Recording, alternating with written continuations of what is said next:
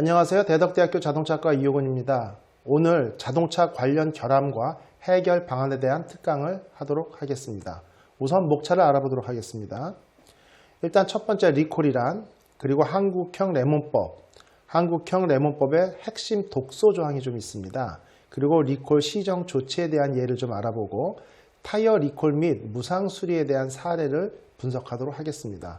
그리고 대표적인 자동차 리콜 사례, 그리고 자동차 결함 관련 사례 중에서 중고차 허위 매물 관련 판례를 좀 살펴보고 소비자 안전을 위해서 리콜 정책 방향이 어느 쪽으로 좀 개선되어야 되는지 이러한 부분들을 자세히 설명하도록 하겠습니다.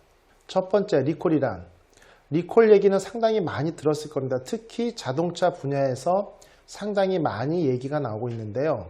우리나라는 자동차가 2,500만 대가 등록돼 있고 국민 2.3명당 한 대꼴로 보급돼 있습니다. 그런데 우리보다 자동차 선진국이라고 하는 미국이나 유럽, 일본 등은 자동차가 국민 1.5명당 한 대꼴로 보급돼 있어요.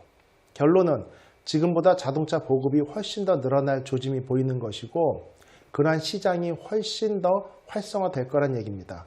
또한 자동차는 최근에 전자장비가 많이 탑재되면서 자동차에 관한 어떤 고장 사례가 많이 발생하고 이로 인해서 리콜에 대한 이야기가 지속적으로 나오고 있습니다.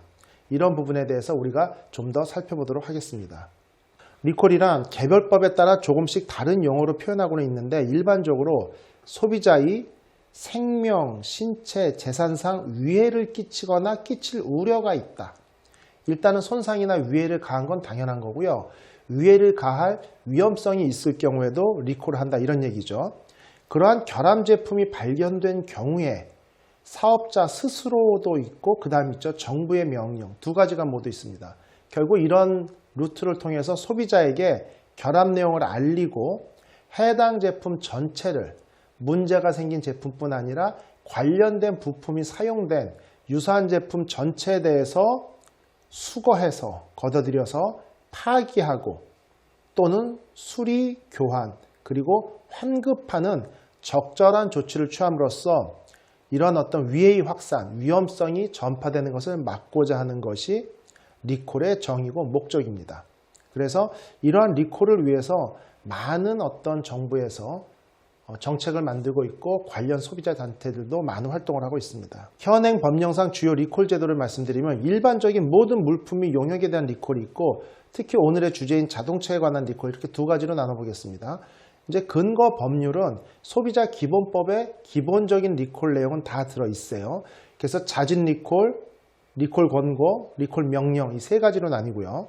그 다음에 이제 자동차 관리법에는 자진 리콜과 리콜 명령 두 가지가 있습니다. 그리고 대기환경보존법이라고 있죠. 자진 리콜과 리콜 명령 두 가지가 있고 자동차는 자동차 관리법, 자동차 관리법은 자동차의 안전에 부합하고 문제가 없는지 이런 관리법상의 리콜 조치가 한 가지가 있고요. 그 다음에 대기환경보존법은 환경 관련입니다. 자동차라는 게 운전자의 사용의 편의성도 있지만 배출가스, 유해가스를 내뿜는 문제점을 늘 내포하고 있기 때문에 이러한 환경 관련 대기환경보존법에 따라서 자진 리콜과 리콜 명령 두 가지를 시행합니다. 결국 자동차가 좀 힘든 게 자동차 관리법의 영향도 받고 대기환경보존법의 영향도 받는데 관리법은 국토교통부입니다. 국토교통부고 환경법은 당연히 환경부의 영향을 받겠죠. 그럼 국토부의 영향을 받는 부분을 살펴보면 안전기준에 부적합하거나 안전운행에 지장을 준다. 결국 뭐 브레이크 고장, 타이어 문제, 핸들링 문제, 결국 스티어링이나 자동차를 조정하고 가속 페달, 엔진 문제 모든 것들이 안전에 부합되고 안전한 차량의 운행에 지장을 줄 수 있겠죠. 이런 부분들은 모두 국토부 관할이다 이렇게 보시면 되고요. 최근에 폭스바겐 사태, 최근이라고 해도 몇 년 전이죠. 그 다음에 최근에는 이제 벤츠나 BMW, 그 독일의 유럽의 자동차 회사들도 많이 인볼브되어 있는 배출가스 관련, 배출가스는 의무사항입니다. 규제고요. 그런 어떤 배출가스에 대한 부품, 관련 부품이 많죠. 특히 디젤차 같은 경우는 엔진 자체가 배출가스가 상당히 위해가스가 많이 나오기 때문에 그에 대해서 EGR이라든지 SCR이라든지 이런 배출가스를 저감시키고 그러한 것들을 포집해서 모아서 DPF나 이런 데서 모아뒀다가 나중에 처리하는 장치들이 많이 달리는데 이러한 장치들의 이상이 있을 경우에는 배출가스가 그대로 외부로 배출되면서 환경에 좋지 않은 영향을 미치고 우리 국민들과 소비자들의 건강에 지대한 나쁜 영향을 미치고 특히 1급 발암물질로 분류된 낙스, 질소산화물 같은 경우도 상당히 주의해야 되고 미세먼지, 초미세먼지 원인이 되고 있거든요. 그래서 이런 문제는 환경부 관할이죠. 그래서 국토부, 환경부 양쪽에서 리콜에 관한 어떤 자진 리콜과 리콜 명령 두 가지에 대해서 자동차는 어떤 제재와 규제를 받는다. 이렇게 이해하시면 됩니다. 그래서 이제 소비자 기본법과 개별법과의 관계를 좀 살펴보도록 하겠습니다.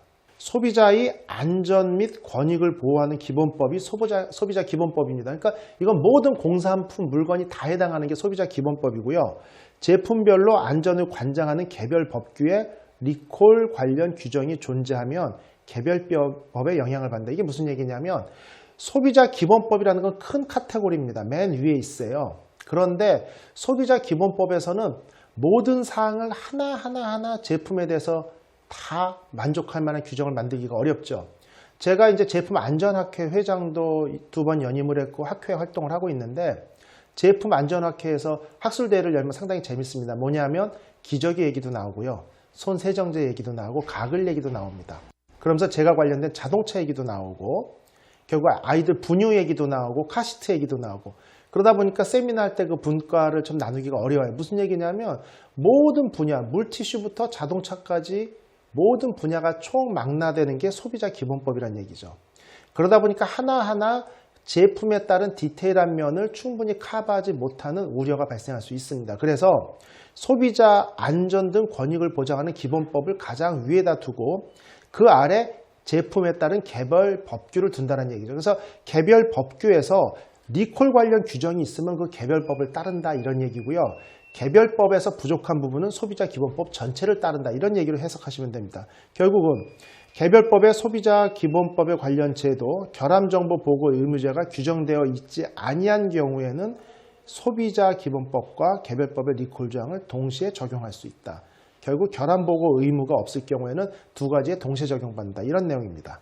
그래서 리콜 유형의 법적 제재에 대해서 말씀드리겠습니다. 자진 리콜, 글자 그대로 스스로 하는 리콜이겠고요.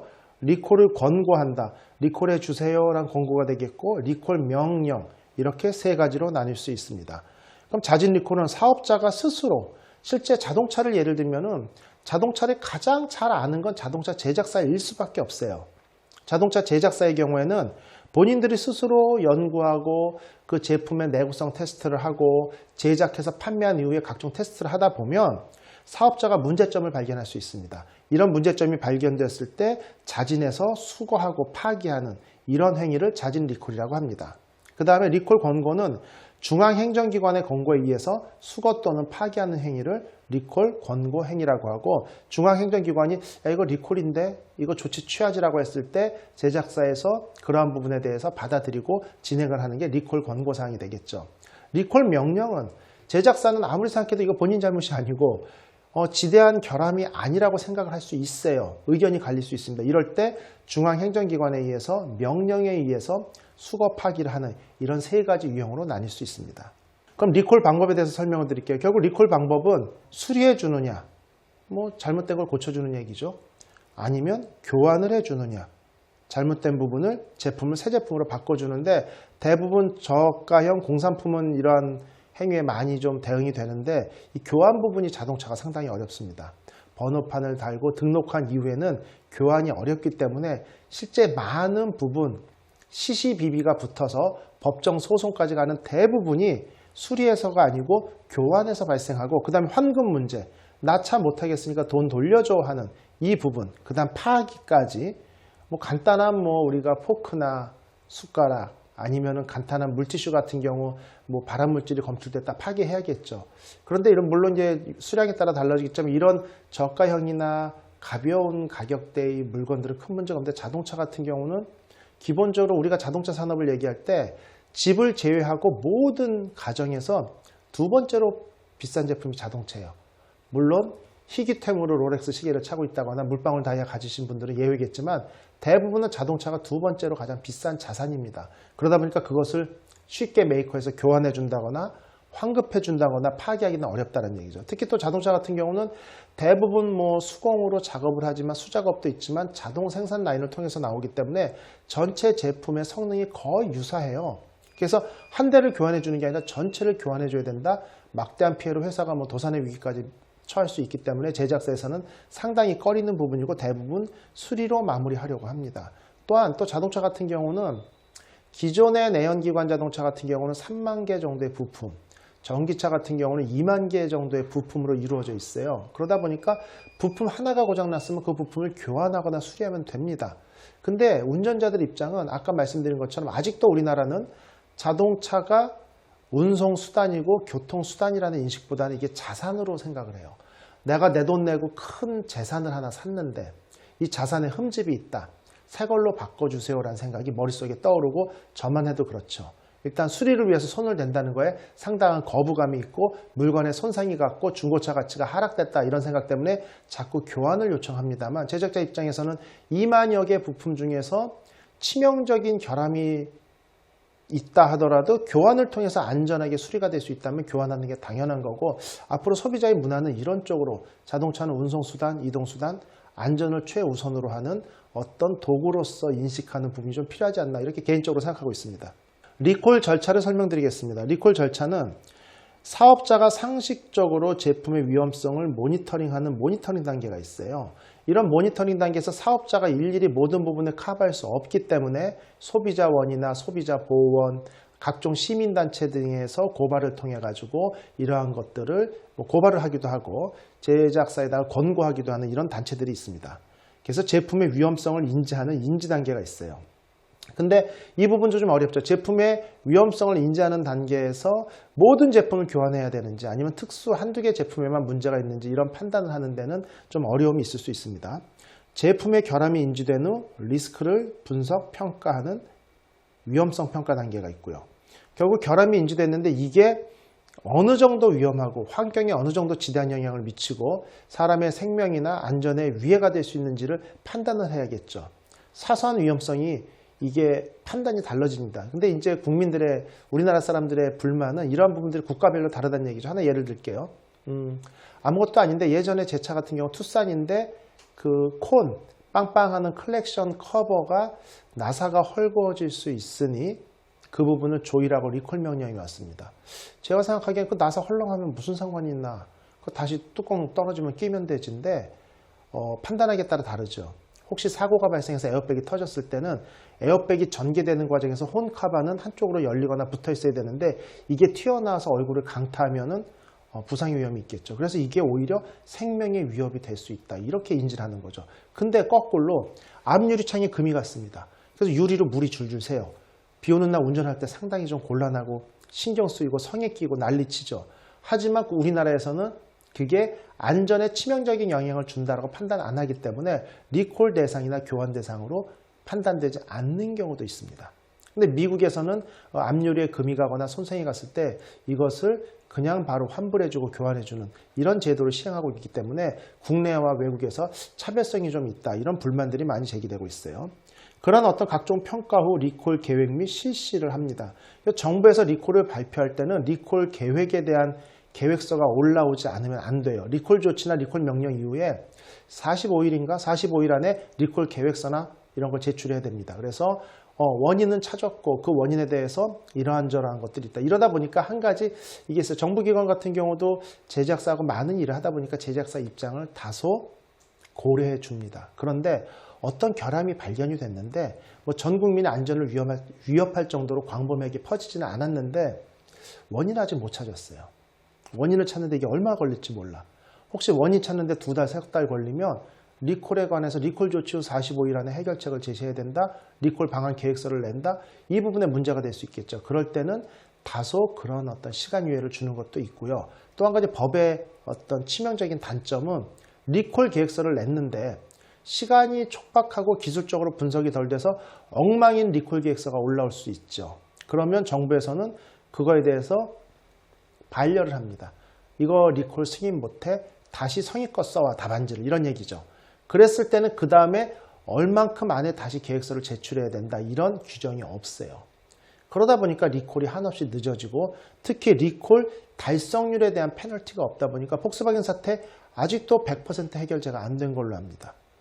그래서 일부 리콜 조치를 받지 않은 사람들에 대해서는 폭스바겐 배출가스 조작 혐의가 있는 차량들이 아직도 돌아다니고 있음에도 불구하고 이번에 폭스바겐 신차 모델 티구안인가 어떤 거죠? 제가 저 차 정확히 차명은 모르겠는데 내놓은 차량 공전의 히트를 기록하면서 올해의 SUV 소형 중에서 히트다 이런 뭐 언론에도 방송도 나오는 것처럼 이런 부분에 대한 어떤 앞뒤가 안 맞는 상황이 발생할 수 있습니다. 결국 리콜 완료 후에는 리콜 추진 과정의 평가, 추후 관리를 위한 기록 관리 등의 사후 조치 단계가 필요합니다. 자동차 리콜 제도법에 대해서 관련 법규의 차이를 국내와 국외를 비교해 보도록 하겠습니다. 국내 리콜 제도와 국외 해외 리콜 제도를 비교하면 국내는 소비자 보호법 시행 규칙이 있고요. 미국 같은 경우는 엄격한 레몬법이 있습니다. 근데 우리나라 같은 경우 신차 구매 후 1년이다 라는 제약 조건이 있어요. 딱 1년이다. 이 부분이 이제 뒤에서도 설명드리겠지만 많은 문제를 야기합니다. 우리가 농담으로 막 20, 30년 전 얘기지만 뭐 국산 차 H사의 무슨 소나타 같은 걸 샀을 경우에 야 1년은 벤츠에 한 달은 벤츠야 이런 얘기 나오잖아요. 물론 그 자동차의 각종 부품의 내구성이 부족하던 옛날 일입니다만 초반에는 우리나라 자동차의 품질이나 뭐 해외 자동차의 품질도 마찬가지지만 상당히 좋습니다만 자동차라는 게 결국 내구성 문제거든요. 험로도 달릴 수 있고 가혹하게 사용하다 보니까 일단은 현재는 구매 후 1년 이 부분이 좀 문제가 될 수 있고요. 교환 항목 중에 동력 전달 계통, 안전도에 영향을 끼치는 부위 한정되어 있어 무상 교환이 쉽지 않은 파워트레인, 엔진, 변속기, 뭐 이런 셰시 부분, 파워트레인 부분, 동력 전달 계통이 리콜 대상이고 그 다음에 이제 중요한 게 안전에 영향을 끼치는 부분이 리콜 대상이에요. 그러다 보니까 이제 좀 전에 말씀드린 것처럼 우리나라에서 운전을 하다가 앞유리에 금이 가서 차량으로 계속 물이 새는 경우에 자동차 안전에 무슨 영향이 있느냐? 교환 안 해줍니다. 근데 아마 뉴스에서 보셨을 거예요. 미국에서 앞유리가 깨져서 금이 가서 물이 들어왔는데 2번 수리를 했나 했는데 동일하게 그런 일이 발생하자 새 차로 바꿔줬다라는 상당히 불허하는 얘기가 있었는데 또 한 가지 우리나라는 연간 수리일수가 30일이 넘어가면 교환해 주도록 되어 있어요. 근데 여기도 함정이 있습니다. 그 30일이라는 게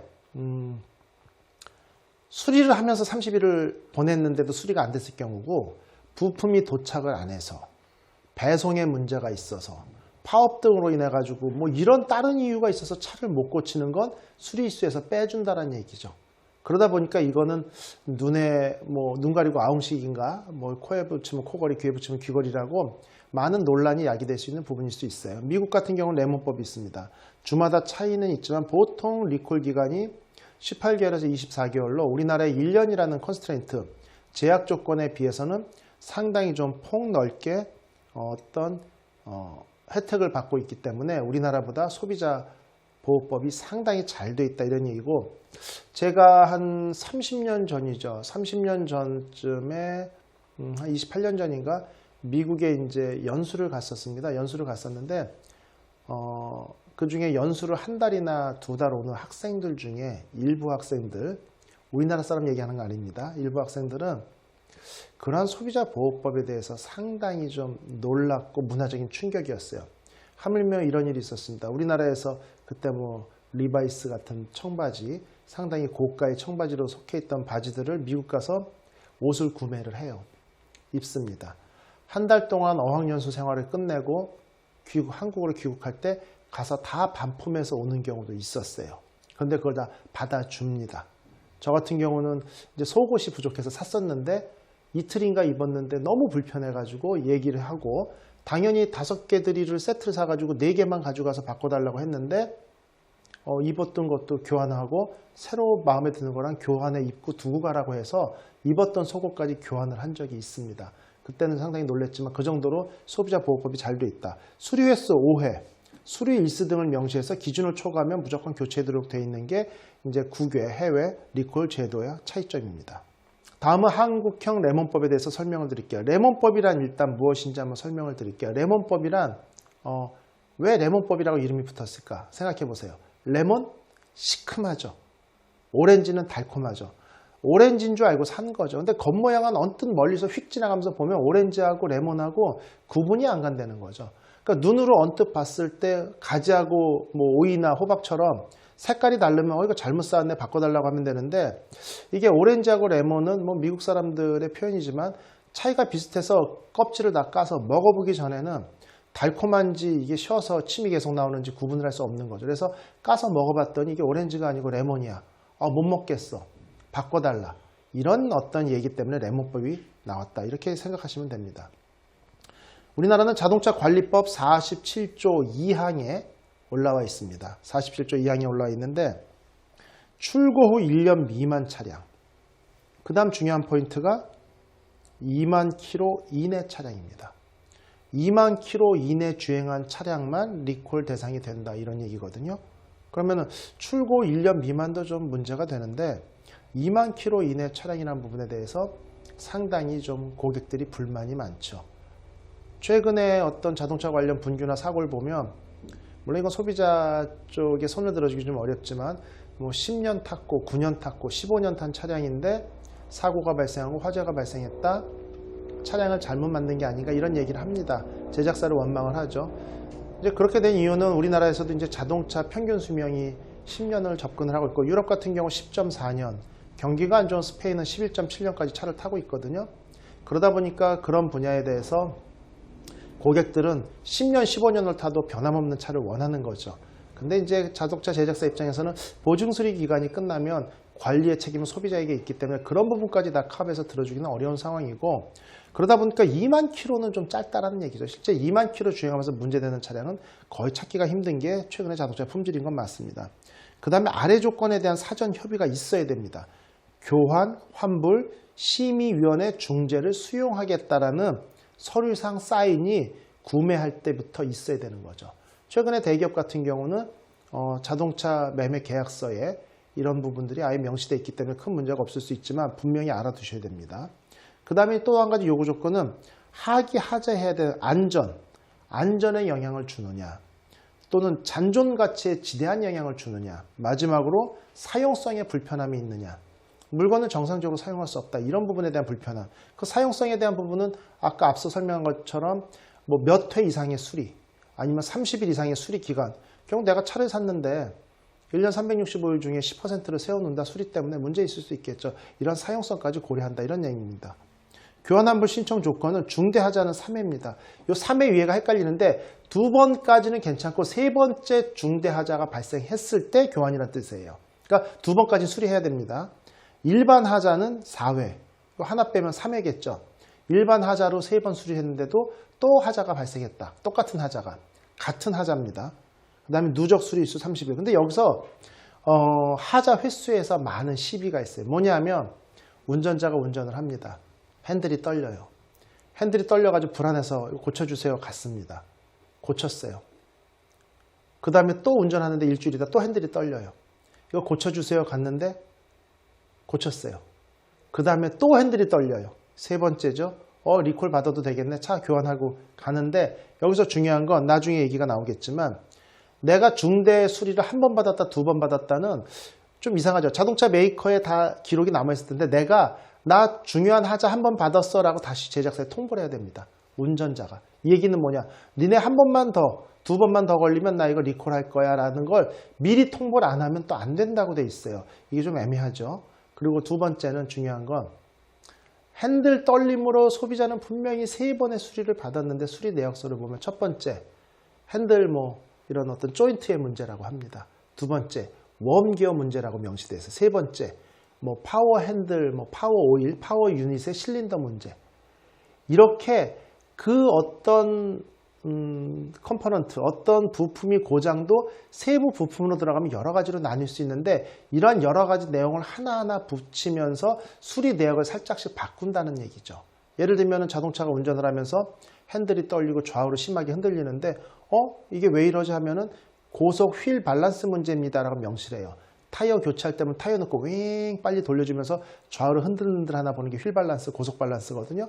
그렇게 수리해 놓고는 나중에 휘청거리면 얼라이먼트 문제입니다 이렇게 얘기하는 것과 유사한 거죠. 고객이 느끼기에는 똑같은 문제고 똑같은 불편함을 호소하고 있습니다만 제작사에서 정비센터에서는 다른 이유로 정비를 하면서 동일 결함 3회가 아니다. 이렇게 얘기를 하면서 교체 안 해주는 꼼수가 많이 있습니다. 법률을 공표한 게 2017년이고요. 법률이 발효된 게 2019년입니다. 그래서 자동차 교환 환불 처리 지침 세부 운영 규칙이 2019년 1월 22일 날 발표됐고 그 내용이 현재 진행되고 있다. 이렇게 보시면 됩니다. 레몬법 절차에 대해 설명드릴게요. 차량 소유자가 있고요. 자동차 제작사가 있고 이제 중재위가 있죠. 자동차 안전이나 하자 심의위원회 사무국 중재부가 있습니다. 이렇게 역할이 나뉜다고 보시면 되는데 여기서 중요한 건 하자 재발 통보 신청을 해야 됩니다. 내 차가 고장났어. 근데 이게 지난번에도 고장났는데 또 고장났어. 이렇게 통보를 하래요. 그럼 소비자 입장에서 좀 이상하죠. 아니 자동차 제작사에서 당연히 알고 있을 텐데 이걸 왜 통보를 해? 하지만 일단 규정은 그렇게 되어 있습니다. 그리고 교환 환불 중재 신청을 합니다. 중재 신청 접수가 되는 게 되겠죠. 그 다음에 이제 성립 여부, 각하, 위원 선정해가지고 다음과 같은 중재 절차를 거쳐서 판정까지 갑니다. 어쨌든 이러한 절차를 거치는데 아까 말씀드린 게 핵심이에요. 소비자가 분명히 제작사에 그 서비스했던 흔적이 남아있을 텐데도 불구하고 본인이 중대결함 2번째입니다. 3번째입니다.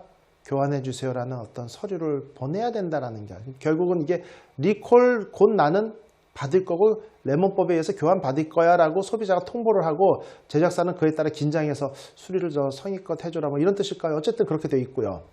그 다음에 또 한 가지 문제는 아까 말씀드린 것처럼 동일결함이라는 부분에 대해서 제작사의 어떤 정비 내역, 수리 내역, 견적 내역의 워딩만 조금 바꾸고 단어만 바꾸면 해당이 되냐 안 되냐 시시비비가 많을 수 있는 결국은 전문성이 조금 부족한 단계에서 만들어진 한국형 레몬법이다 보니까 모호한 면이 많다. 이게 요지라 볼 수 있어요. 그래서 2019년 1월 1일부터 자동차 관리법 개정에 따라서 교환 환불 제도가 시행되고 있는데 자, 교환 환불 제도 자동차 관리법 47조 2에 이거 국내에 판매한 신차 구매 후 1년 이내에 주행거리 2만 킬로 미만일 때 중대한 하자로 인해 이 부분이 아직도 논란이 되죠. 중대한 하자가 뭐냐? 소비자는 오디오에서 지지거리고 잡음 나는 게 내가 음악가예요. 음악 때문에 안전운전에 지장이 있을 정도로 난 심각하다. 이런 얘기 할 수 있겠고 핸드폰으로 영업하는 분들 핸드폰 늘 받아야 되는데 핸즈프리가 블루투스가 이상이 있다. 중대결함이죠. 왜냐 계속 전화 받으면서 운전하다 사고 나고 위법이니까. 하지만 자동차 제작사 입장에서는 브레이크나 파워트레인이 아니고 핸들이 반대로 돌아가는 게 아닌데 무슨 중대하자냐. 핸들이 걸려가지고 뭐 대형 사고 위험도 아니고 이렇게 중대하자를 보는 시선은 틀릴 수 있습니다. 그래서 이런 부분들도 문제가 될 수 있고요. 그래서 중대하자 2회, 일반하자 3회 이상 수리하였을 때 그래도 증상이 재발한 경우 그렇기 때문에 2번 수리했는데 재발했다 3번째 수리가 되는 거고 일반하자는 3번 수리했는데 재발했다 4번째 수리가 되는 거죠. 그래서 환불을 요구할 수 있는 제도를 마련하고 있습니다. 그래서 교환 환불 자격 요건으로는 국토부령으로 정하는 사항의 서면 계약에 따라 판매된 서면 계약에 그래서 지금은 100% 됐는지 모르겠습니다만 수입차 일부 업체들이 한국형 레몬법 교환환불 제도를 따르겠다라고 계약서에 명시를 안 해서 일부 제작사는 거기에 동의하지 않은 것으로 알고 있는데 지금 100% 동의했나는 제가 체크를 못했습니다. 그래서 국내 기업체들은 국내에서 법이 만들어졌기 때문에 울며 겨자 먹기라고 표현해야 되나요? 당연히 의무적으로 계약서에 그런 사항들을 명시해서 계약을 진행을 했는데 수입사 회사들은 그렇지 못한 상황이었습니다. 자동차 관리법에 따라 구조나 장치 하자를 안전이 우려되거나 또 이 부분이죠. 잔존 가치, 경제적 가치가 훼손, 그 다음 사용이 곤란, 시동이 안 걸린다거나 뭐 이번에 코나 일렉트릭 전기차 같은 경우 시동 불량이 난다거나 사용할 수 없죠. 리콜해야겠죠. 배터리 화재, 안전에 지장이 있죠. 경제가치 하락하죠. 왜 충전율을 줄일 경우에도. 이런 부분들이 해당된다고 할 수 있어요. 소비자에게 인도되는 1년 이내 2만 킬로. 이제 하도 들어서 여러분 다 기억하시겠죠. 1년 이내 2만 킬로. 국토부령으로 정하는 구조 및 장치입니다. 이 부분이 중요하죠. 원동기, 엔진입니다. 동력 전달 장치, 트랜스미션 등의 파워, 조향 장치, 핸들 같은 경우, 제동 장치, 브레이크 장치 등 이러한 어떤 구조 및 중요한 장치에서 발생하는 하자, 중대 하자로 2회 이상 수리했는데도 그대로 증상이 재발하는 경우를 수리해야 된다. 이게 첫 번째고요. 이러한 중대 하자 외에 일반 하자, 다른 부위에서 발생한 걸로 3회 수리를 했는데 증상이 개선되지 않았다. 결국 네 번째겠죠. 그래서 중대한 하자로 인한 하자를 1회 받은 경우 같은 증상의 하자가 재발했을 때 제작사에다가 통보해야 된다는 거죠. 이 부분이 조금 논란의 여지가 계속되고 있는 부분입니다. 결국은 한 번 받고 일반 하자 2번, 중대 하자 한 번 받고 결함, 두 번째 가서 수리를 받을 때 같은 증상이 발생했을 때 나 이거 중대 결함 2번째야, 나 일반 하자로는 3번째 오는 거야, 이렇게 통보를 해야 된다는 거죠. 그래서 하자 재발 통보의 의무가 있습니다. 그래서 이제 교환 환불 제도 2019년 1월 1일부터 시행되었고요. 하자의 추정과 유의사항과 중재 규정은 있습니다. 구매 후 6개월 이내에 발생된 하자는 인도 때부터 차를 타다가 서스펜션에서 삐걱 소리가 나요. 계속 흔들리고, 그리고 차가 갑자기 좌우로 심하게 흔들린다. 근데 이게 자동차에는 얼라이먼트라는 게 있고 각종 링크나 구조물이 있는데 내가 차를 정말 엉망으로 타고 핸들 막 잡아도 돌리고 승용차 가지고 오프로드 산길 주행하다 보면 그런 데서 결함이 발생할 수도 있어요. 그래서 이런 중대 결함이나 이런 부분 얘기할 때도 운전자 과실이 아닌 제작 결함을 증명을 좀 해야 될 부분이 있습니다. 그런데 구매 후 6개월 안에 발생한 거는 차를 만들 때부터 발생한 걸로 그냥 인정한다, 이런 얘기입니다. 그러니까 6개월이 넘어가면 거꾸로 이 부분을 보고 안심할 게 아니라 6개월이 넘어가면 어떻게 되겠어요? 이게 관리 소홀로 인해 발생한 문제는 아니다라고 운전자가 좀 증명을 해야 되는 이런 빈틈이 있습니다. 그 다음에 이제 교환 환불 중재 규정은 확정 판결과 동일한 효력이 있으나 중재법의 준용이기 때문에 제작사에서 무조건 따를 필요는 없습니다. 이게 불만이 있을 경우 제작사에서 법원에다가 판결 요청을 하고 재판으로 가게 됩니다. 그래서 수리 시도 횟수 산정 시 자동차 관리법에 따라서 리콜을 자체적으로 했거나 무상 수리를 한 경우는 횟수에서 뺀다는 얘기죠. 무슨 얘기냐? 운전자가 인지도 못했는데 제가 아까 그 혼 뚜껑, 클렉션 뚜껑 얘기한 것처럼 클렉션 뚜껑이 덜거덕거리는 내가 불편을 느껴서 고쳐주세요 하고 갔어요. 그러면 중대 결함 한 번 수리 받은 겁니다. 근데 또 헐거워져서 2번째 가서 고쳐주세요. 안 됐어요. 그때 차량 교환됩니다. 그런데 그 클렉션 커버가 흔들거리고 시끄러운 걸 저는 몰랐어요. 전혀 모르고 운전하고 다니는데 집에 편지가 와서 보니까 클렉션 커버가 위험하니까 수리하세요란 통지를 제작사로부터 무상 수리 또는 자체 리콜 통보를 받아서 알겠습니다 하고 가서 고친 거 있죠? 이거는 레몬법에 1회 적용을 안 받는다는 뜻이죠. 그렇게 고쳐왔는데 그 다음에 내가 홈커버가 이상해. 그리고 가서 수리하고 그래도 안 고쳐졌어? 그럼 그때가 첫 번째고 그 다음이 2번째인 거지. 자진 리콜, 자진 무상 수리를 한 거는 수리 횟수에서 제외한다. 이런 내용이에요. 다만 그러한 어떤 제작사의 자진 리콜이나 무상 수리 통보가 오기 전에 이상이 있어서 내가 이거 이상이 있는데 하고 미리 가서 고친 거는 횟수에 넣는다 이거죠. 결국 뭐냐면 운전자가 불편함을 느꼈냐, 불안감을 느꼈냐가 포인트인 거예요. 내가 불편한 것도 몰랐어. 피해가 없는 거죠. 위험에 아무 지장이 없어서 피해가 없는 거죠. 그거는 리콜에 대한 횟수 제한에 넣지 않겠다 이 얘기고 내가 불편함을 느낀 것만 넣겠다 이런 뜻입니다. 그래서 자동차 교환 환불 중재를 진행하기 위한 규정, 자동차 안전하자 심의위원회에서 고시되어 있다 이렇게 이해하시면 됩니다. 그래서 자동차 관리법 47조 2항을 좀 더 알아보면 자동차 제작자 등이 국내에서 판매한 자동차입니다. 자기 인증을 통해서, 자기 인증이라는 얘기는 자동차 우리가 외국에서 수입해 오죠. 인증 받아야 돌아다닙니다. 왜? 그 차의 엔진이 어떤 게 쓰였는지, 배출가스가 얼마가 나오는지 아무도 모르니까 수백만 원을 들여서 검사를 하고 그 비용을 내고 국내에서 돌아다녀도 돼 하고 도장을 받아야 된다는 얘기죠. 근데 제작자는 그런 설비도 충분히 있고 그 다음에 하루에 판매되는 차량이 몇만 대인데 그걸 갖다 검사소에서 모두 하겠다 정부에서 안 되죠. 그러다 보니까 니네가 스스로 검증해. 대신 나중에 문제 한 번만 생겨봐. 크나큰 리콜과 벌금 물릴 거 해서 자체 자가 인증을 할 수 있도록 돼 있어요. 그래서 우리가 스스로 테스트 해봤더니 문제 없습니다 하고 팔아라 이거죠. 판매되는 차량들을 가끔 수거해다가 카트리, 국토부 산하 기관이죠. 안전연구원 같은 데 테스트를 합니다. 해놓고 야 니네 이거 배출가스 뭐 10밖에 안 나온다고 하는데 왜 20이 나왔어? 다시 조사를 합니다. 문제되면 리콜 조치 내리는 거죠. 배상 조치 내리고. 그래서 일단 자가 인증을 통해서 판매한 자동차입니다. 자, 해당 자동차 소유자, 운수 사업자라서 소유한 자동차가 2대 이상은 제외한다. 이 얘기는 뭐냐면 자동차를 교환 또는 환불해 주는데 소비자 보호법이지 사업자 보호법이 아니다. 이렇게 이해하시면 돼요. 내가 차를 한 대 샀는데 아니면 두 대 사도 됩니다. 저 같은 경우도 집에 차가 3대 있으니까 2대 이상은 무조건 안 된다가 아니고 내가 샀는데 이 차를 내가 혼자 쓴다는 얘기죠. 가족들이 자가용으로. 이럴 때는 레몬법의 적용을 받는다 이런 얘기죠. 그런데 내가 렌트카 회사를 한다. 택시 회사를 한다. 차를 10대 20대 사서 남들을 막 빌려주죠. 그럼 사용자도 뭐 일정하지 않고 달라질 수 있고 관리도 좀 관리 의무 책임도 있고 이럴 경우에는 수리나 무상 수리는 해주지만 리콜 조치로 인해서 교환 환불은 안 해주겠다. 이런 예외 조항을 둔 겁니다. 또 인도된 날로부터 2년 이내에 교환 또는 환불을 요구할 수 있다. 인도된 날로부터 무상 교환이나 환불을 요청할 수 있다. 이런 얘기고요. 하자 발생 시 신차로 환불 교환 국토부에서 정한다. 서면 계약에 따라 판매된 자동차 판매 계약서에 이런 한국형 레몬법을 따르겠다. 중재위원회의 중재를 따르겠다. 이런 것들에 서명을 해야 되는데 제가 나는 이거 중재위원회, 하자심의위원회 따르기 싫어. 나는 변호사야. 나는 그냥 재판으로 가서 민사소송 걸어서 내가 더 받을 수 있어. 라고 하면 저는 그걸 따르지 않겠습니다. 라고 해도 가도 된다는 얘기예요.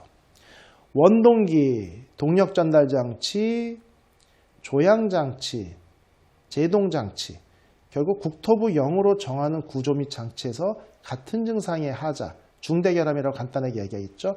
이러한 것들이 받은 게 2회 이상. 그 하자가 재발한 자동차. 다만 1회 이상 수리했는데도 누적 수리수가 30일을 넘어서 한 번 수리하는데 30일 이상 걸렸다. 그래도 이거는 리콜 대상이다. 그런데 문제점이 상기법의 구체적인 적용 범위나 적용 요건, 분쟁 해결 방법 등이 좀 모호하다 이런 얘기죠. 그래서 하위 법령의 개정이 좀 시급하다 이런 게 전문가들의 일반적인 의견입니다. 리콜을 위한 주체를 보겠습니다. 시정조치관리감독 정부기관이고요. 이거는 제작사가 되겠죠. 자동차 로고 보이죠? 그러니까 시정조치계획서를 제출합니다. 제가 아까 말씀드렸죠. 리콜 조치 명령을 내리면 45일로 제가 기억합니다. 한 달인가 45일 안에 리콜 계획서를 내고 정부에서 오케이 리콜해 라고 할 때 그거에 따라서 리콜 조치라는 게 명령서고요. 그 다음 리콜을 시행하고 중간에 시정료를 매주 보냅니다. 매일 보낼 때도 있어요. 시급한 사항은. 그래서 최소 정해진 기간 안에 우리가 리콜 달성률 몇 %입니다. 몇 %다 이렇게 보내도록 되어 있고요. 일반 소비자나 피해자는 차량 입고 및 수리를 하는 게 본인이 할 일입니다. 그래서 자동차 관리법에 따르면 제작 결함 시정 등이 다음과 같이 나타나 있고요. 또 시행규칙에 보면은 다음과 같이 나타나 있어서 사업자에게 이렇게 한다, 어떻게 한다, 일간신문에 공고를 한다 이렇게 쭉 나와 있어요. 근데 여기서 중요한 건 앞서 우리가 무상수리하고 리콜 얘기를 했었죠. 이 차이점을 여러분들이 잘 아셔야 됩니다. 일반 소비자 입장에서는, 제작자 입장에서나 소비자 입장에서 큰 차이가 없을 수 있어요. 근데 무상수리는 뭐냐면은 그냥 제작사에서 엔진 홈카바 문제 있습니까? 무료로 교환해 드릴 테니까 들어오세요. 리콜은 엔진 홈카바 문제 있으니까 리콜할 테니까 들어오세요. 똑같습니다. 그런데 무상수리의 경우는 내가 엔진 홈카바가 덜그럭덜그럭 이상해가지고 내가 내 돈을 내고 고쳤어. 그리고 한 달 후에 이거는 설계가 잘못돼서 자동차 제작사, 현대자동차 문제입니다. 홈카바 고쳐드릴게요 라고 해도 내가 먼저 드린 돈에 대해서 돌려주지 않습니다. 그게 무상수리예요. 리콜은 니네가 처음부터 잘못 만든 거니까 이호근이가 자기 돈 들여서 고쳤잖아. 그 돈도 니네가 돌려줘 하면 제가 영수증 수리 내역을 첨부해서 주면 그 돈까지 돌려주는 게 리콜입니다. 그렇기 때문에 리콜 조치나 무상수리 똑같고 고객에게 통보도 하고 다 똑같습니다만 고객 입장에서 미리 선조치한 비용을 물어주느냐 물어주지 않느냐의 차이밖에 없는데 그 정도 차이에 해당하는 소비자들은 극히 적거든요. 그럼에도 불구하고 제작사들이 왜 무상수리를 자꾸 하려고 하고 리콜을 꺼리는지는 뒤에서 설명드리겠지만 리콜이란 용어 자체가 소비자들은 상당히 자동차 기술이 부족해서 잘못 만들어서 큰일 날 일처럼 부정적인 인식이 워낙 커요.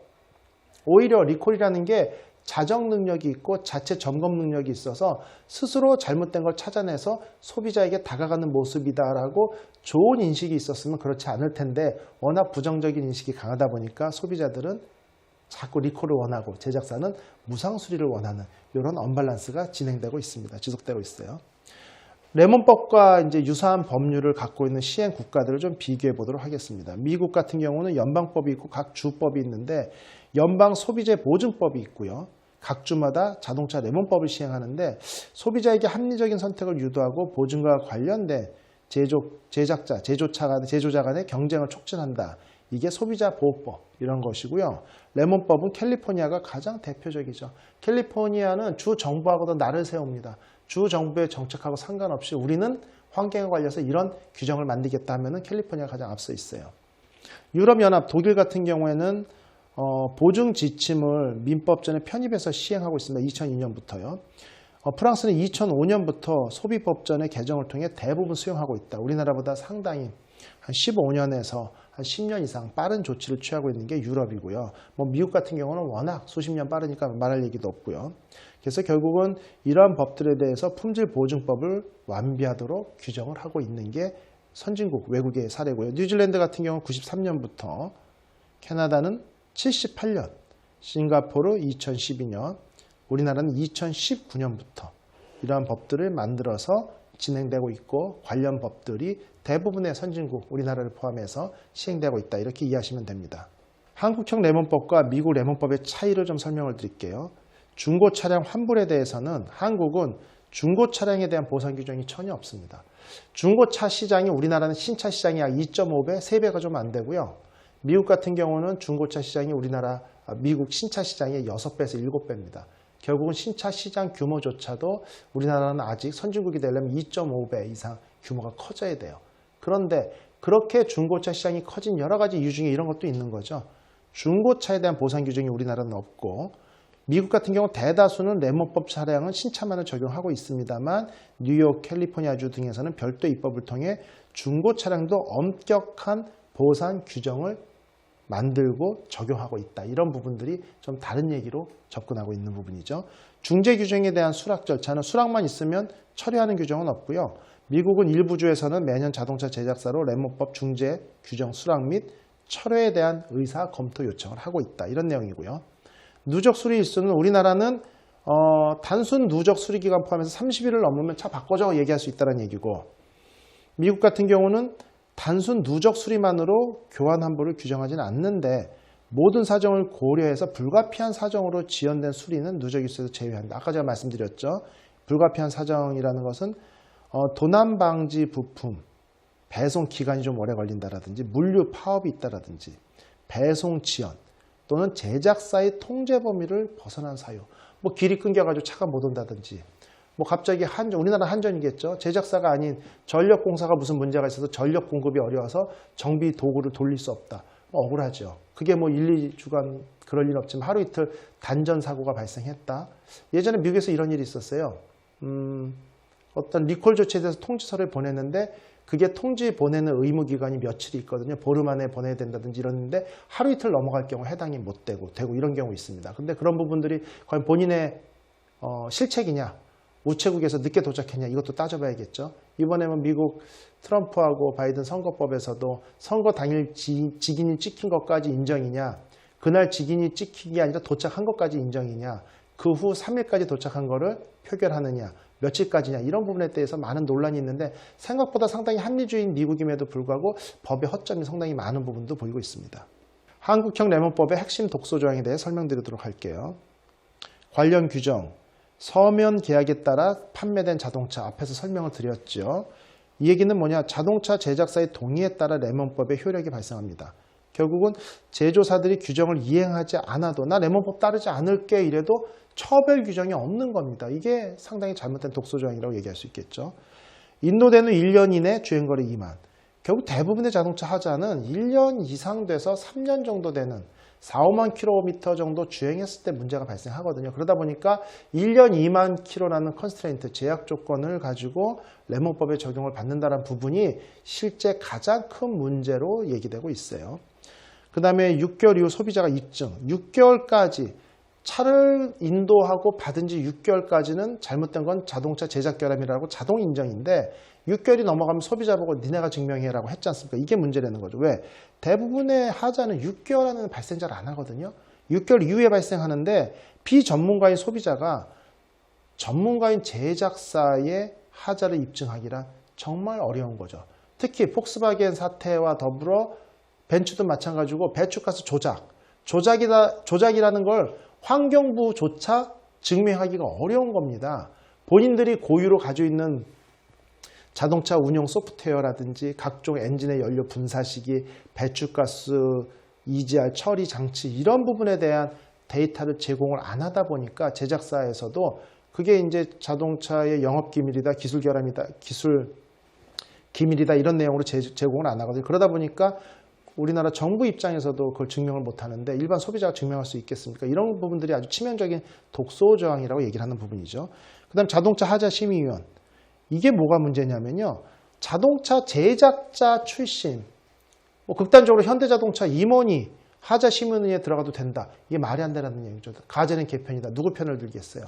결국 영향을 받을 수 있는 기관에 있던 사람이나 있는 사람은 배제돼야 되는데 이런 부분이 없다 보니까 중재 판정의 공정성과 신뢰성을 잃을 수 있다. 이런 부분들이 우리나라에서 제공되고 있는 한국자동차관리법, 즉 한국형 레몬법의 독소 조항이다.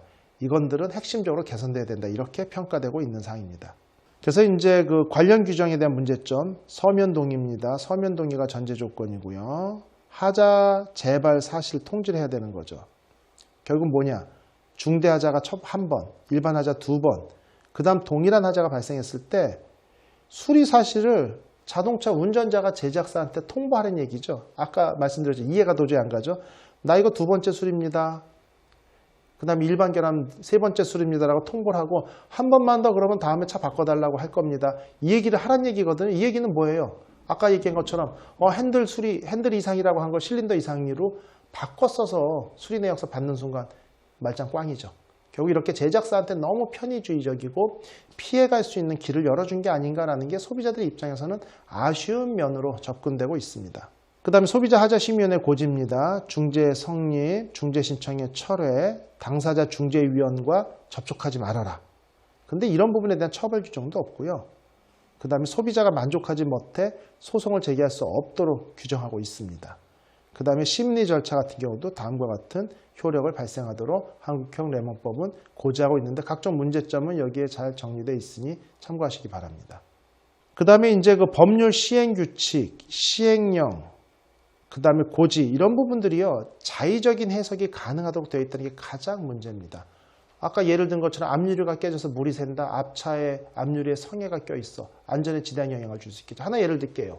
테슬라 같은 경우에 이제 오류가 발생해가지고 시동이 꺼지면서 트릭 컴퓨터죠. 이 대시보드에 계기판이 없고 차량의 속도도 확인할 수 없고 이 컴퓨터 안에서 다 모든 걸 확인할 수 있어요.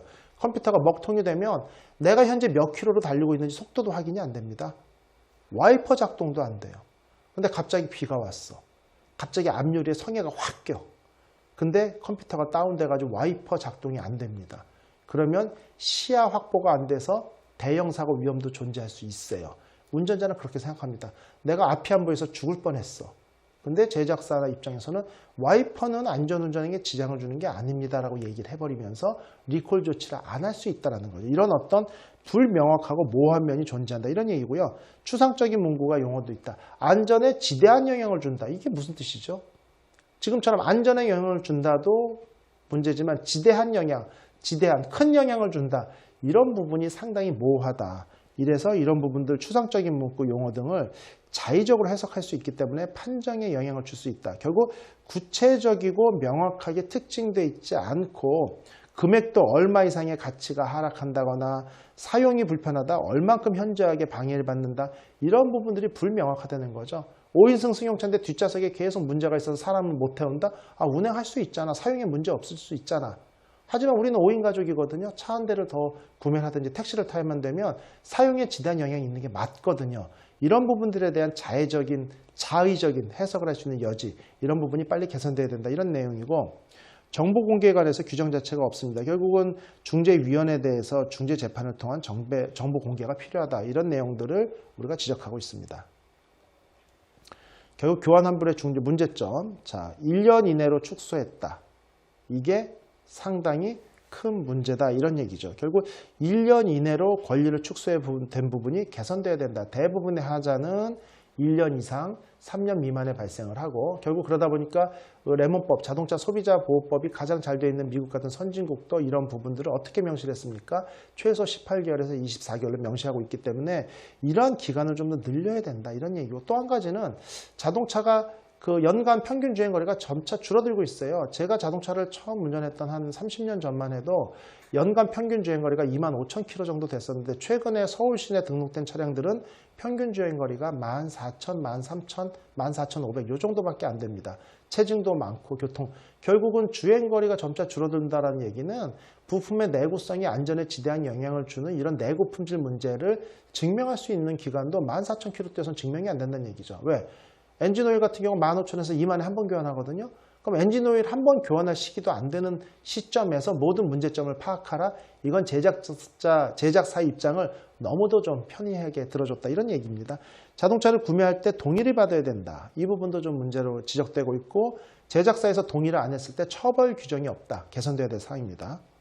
교환환불 중재 시 결함 원인의 제공자인 제작사보다 소비자가 입증해라 이런 얘기 앞에서 했었죠. 6개월 미만 구매한 지 6개월 미만의 문제는 무조건 제작사 책임이다. 당연한 얘기인데 6개월이 넘어갔으면 운전자 보고 네가 한번 증명을 해봐. 제작사 책임인지 아니면 네가 관리 잘못했는지 이런 얘기가 나온다는 얘기죠.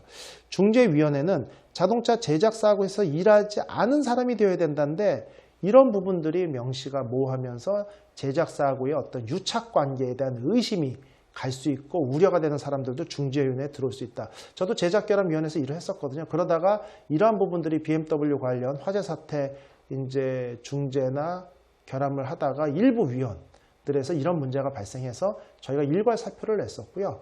그 다음에 저는 해당 사항이 없었지만 그 중재위원회에 들어간다는 부분을 제가 좀 거부를 했어요. 왜냐하면 중재위원회에 들어가 있으면 여러 가지 사항에 대해서 언론에 대한 활동을 제가 좀 자제해야 되거든요. 어떤 외부에 유출하지 않는 기밀 사항 같은 게 있을 수 있으니까. 근데 저 같은 경우는 일단 소비자들의 어떤 권익, 안전, 보호를 위해서 많은 언론 활동을 하고 있다 보니까 중재위원회에 들어가기는 좀 거북한 상황이라 그런 어떤 스토리도 있었습니다. 그 다음에 동일하자가 발생할 때 제작사에 서면으로 신고를 해라. 이 부분이 가장 황당한 거죠. 그냥 수리 내역서에 있음에도 불구하고 내가 동일하자로 이번에 두 번째 왔어. 그러니까 주의해라고 얘기를 해주면서 수리 내역서를 조금 다른 방향으로 모디파이를 하면서 빠져나갈 어떤 틀을 만들어준다. 이런 우려가 있습니다. 그 다음에 신차 구매 시 서면 동의. 결국 중재만이 가능하고 법원에 소송을 못 간다는 얘기죠. 내가 앞으로 이걸 중재를 통해서 풀겠다라고 서면에 사인을 했으면 너무 억울해도 중재위원회만 거쳐야 되지 이거를 법원을 끌고 갈 수 없다는 얘기죠. 이 부분은 좀 잘못됐다고 보여지고요.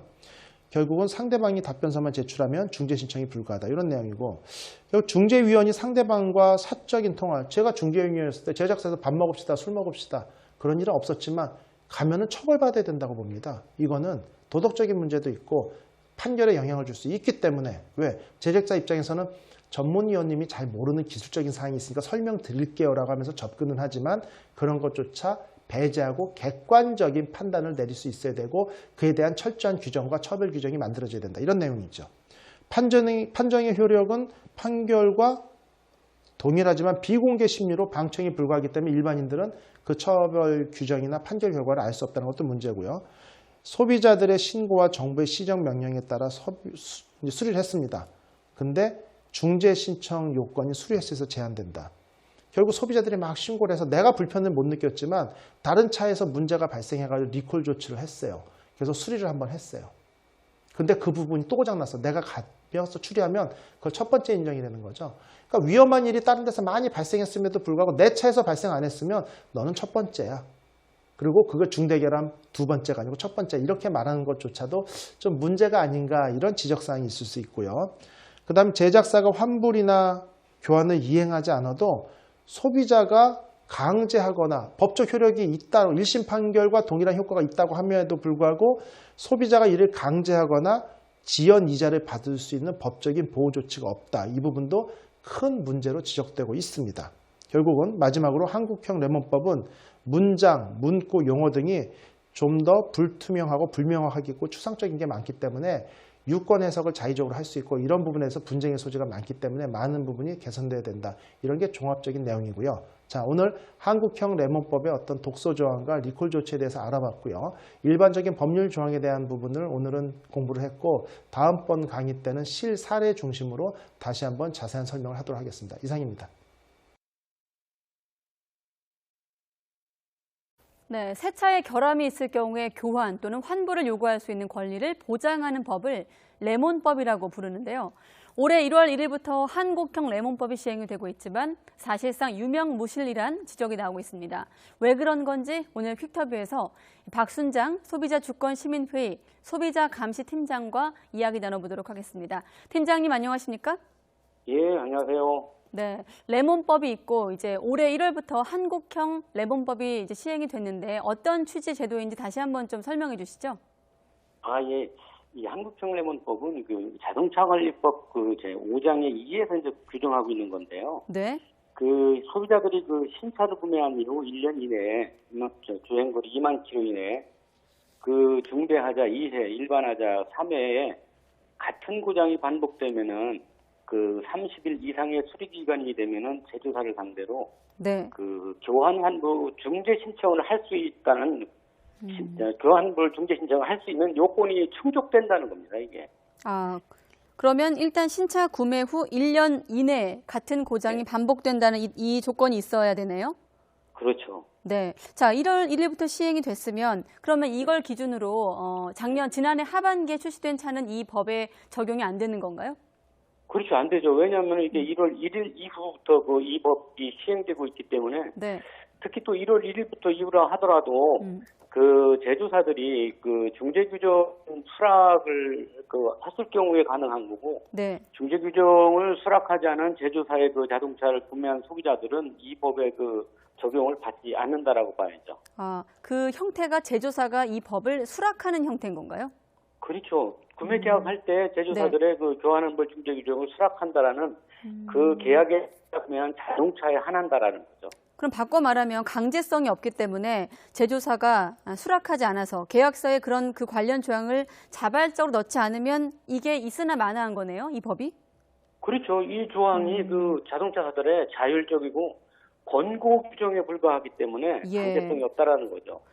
실제로 팀장님께서 그 소비자주권시민회의 이제 소속돼 계시는데 이 단체로 레몬법과 관련해서 좀 불만이 제기된 소비자들의 어떤 불만이 접수된 게 어떤 것들이 있나요? 이게 사실은 레몬법이 시행되기 이전부터 그 작년부터 이제 뭐 BMW 화재 사건도 있지만 다른 그 외국산 그 수입산 자동차를 구입한 이후에 자동차 그 하자와 관련해가지고 이 자동차 그 정비소라든가 정비 부품의 고가라든가 수리 기간이라든가 과잉 정비라든가 또 이 그 하자에 대한 그 소비자들의 입증이라든가 이런 여러 가지 곤란한 문제점 때문에 소비자들이 그 피해에 대한 문의라든가 이거에 대한 해결을 촉구하는 어떤 이런 항의들이 상당히 많이 들어오고 있는 입장이거든요, 지금. 그렇군요. 좀 구체적으로 사례를 들어서 설명해 주실 수는 없을까요? 이 사례가 일단은 그 작년에 그 BMW 화재가 발생했는데 네. 이게 사실은 일회 사고로다가 차량이 그 사용할 수 없게끔 망가진 거거든요. 네. 그렇다면 일회 사고를 하더라도 이거는 그 교환환불 제도에 의해 가지고 교환을 해줘야 되거든요. 예. 그런데 사실은 지금 그 레몬법상으로는 이게 2회 이상 30일 그 수리 기간 또 이런 부분 경우에도 이게 그 화재에 대해서 만약에 6개월 이후에 발생했다라고 하면은 이제 구입한 날로부터 6개월 이후에 화재가 발생했다라고 하면은 네. 그 화재 원인에 대해서 제조사가 부인을 하게 되면 소비자가 입증을 다 해야 돼, 이 부분에 대해서. 네. 그런데 이런 부분에 대해서 지금 소비자들은 비전문가이고 전문가인 제조사를 상대로 이 부분을 입증을 해서 교환 환불을 받는다라는 것은 사실상 어려운 일이죠. 네. 일단 말씀하시죠. 네, 자동차가 주행 중에 시동이 꺼진다라든가 급발진을 한다라든가 이런 상황에서도 이 부분에 대해서 소비자들이 입증을 하라는 것은 상당히 어렵고 네. 또 결함이라는 게 보통 6개월 이내에 발생하는 희소하거든요. 거의 6개월 이후 1년 이내 이렇게 결함이 발생하는 상황인데 6개월 이내에 제조사이고 6개월 이후는 소비자의 입증 책임이라는 어떤 이런 어떤 불합리한 소비자의 규정 때문에 사실은 이 법이 시행된다 하더라도 소비자들한테는 상당히 어렵다라고 봐야 되겠죠. 그렇군요.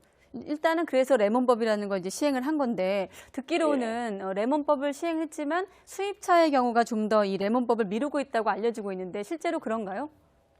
그렇죠. 왜냐하면 지금 레몬법이 1월 1일부터 시행되고 있는데 네. 국내 이제 5개사는 뭐 정도 수용을 하고 있는데 수입산 10개사가 수용을 거부를 하고 있죠. 네. 이 볼보라든가 BMW, 도요타, 닛산은 뭐 하고 있는데 가장 많이 국내에서 팔리고 있고 조미하고 있는 벤츠라든가 아우디, 폭스바겐, 포드 네. 이런 10개사들이 아직도 교환 환불 중재 규정을 수락을 하지 않고 있어서 소비자들이 만약에 그 차를 구입한 이후에 어떤 교환 환불의 요건에 충족하는 하자가 발생해도 교환 환불을 받을 수가 없고 옛날같이 일반 민사소송에 의해서 교환 환불의 보상을 받아야 되는 어떤 이런 이상한 일이 벌어지고 있습니다. 네, 앞서 한국형 레몬법이 자동차 관리법에 해당한다고 하셨는데 법이라는 것을 수락해야 된다는 그 표현도 좀 상식적으로 이해는 안 갑니다만은 그래서 이 단체에서 관련 실태 그리고 법 개정 방안에 대해서 국토부에 공개 질의도 했다고 들었습니다.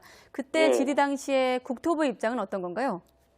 저희들이 이제 국토부에 질의를 해보니까 네. 국토부의 입장은 이런 거예요. 중재 규정 수락 여부는 제조사들의 자연 규정이기 때문에 국토부에서 강제할 수가 없고, 그리고 중재 규정이라는 거는 강제로 적용하게 되면은 이거는 제조사들의 재판 청구권을 침해하는 것이다라는 이상하고 이게 사실은 재판 청구권 침해는 소비자들의 권리를 침해하는 거거든요.